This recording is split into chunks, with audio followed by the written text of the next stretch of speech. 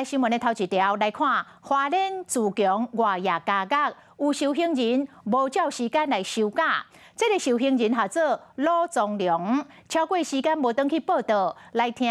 监狱这方面的说明。进2级的时候，他就已经有回去，前后大概有，到包括这一次大概有5次之多。那中间的表现还算正常又跟一般人都很正常，所以我们对他也有一点信心啦有点信心，希望他，